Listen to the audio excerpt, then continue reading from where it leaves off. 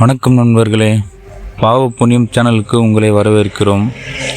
கோடிக்கணக்கான தெய்வங்கள் இருந்தாலும் ஒருவருக்கு முதலில் வருவது அவர் குலதெய்வம்தான்.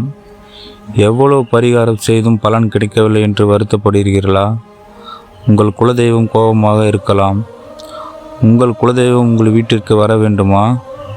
உங்கள் குலதெய்வம் எது என்று தெரியவில்லையா? இதோ ஒரு எளிய பரிகாரம்.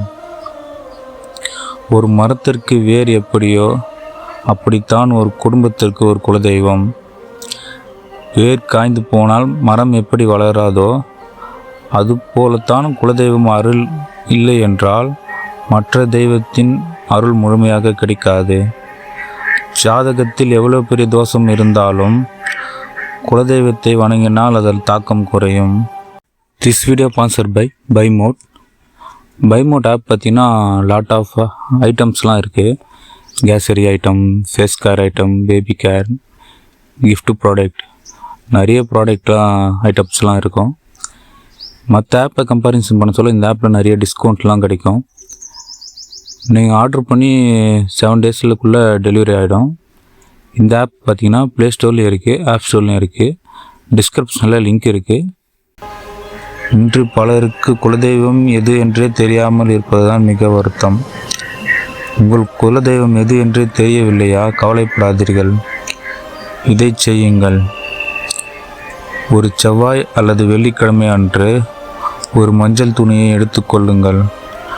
அது ₹1 நாணயத்தை வைத்து, என் குலதெய்வமே, நீ யாராக இருந்தாலும் எனக்கு வழிகாட்டு, மனதார வேண்டிக் கொண்டு முடிச்சை கட்டுங்கள்.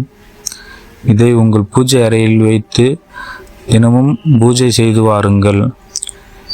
48 நாட்கள் உங்கள் குலதெய்வம் ஏதாவது ஒரு ரூபத்தில் உங்களை தேடி வரும். யாராவது ஒரு உறவினர் மூலமோ அல்லது கனவு மூலமோ உங்கள் குலதெய்வம் யார் என்று தெரிந்து கொள்ளுவீர்கள். உங்கள் குலதெய்வம் யார் என்று தெரிந்த பிறகு மாதம் ஒரு முறை உங்கள் வீட்டுக்குள் சர்க்கரை பொங்கல் வைத்து நெய் தீபம் ஏற்றி குலதெய்வத்தை வழிபடுங்கள். அல்லது வருடத்துக்கு ஒரு முறையாவதோ உங்கள் குலதெய்வத்தை வழிபடுங்க.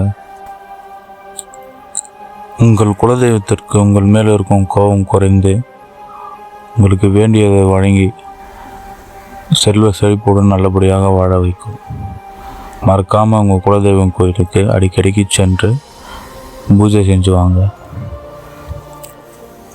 உங்கள் சந்ததியே காக்கும் குலதெய்வம் இருந்தால் எந்த குறையும் வராது. இந்த வீடியோ உங்களுக்கு பிடித்திருந்தால் லைக் பண்ணுங்கள், ஷேர் பண்ணுங்கள். உங்கள் குலதெய்வம் எதுன்னு கமெண்ட் பண்ணுங்கள்.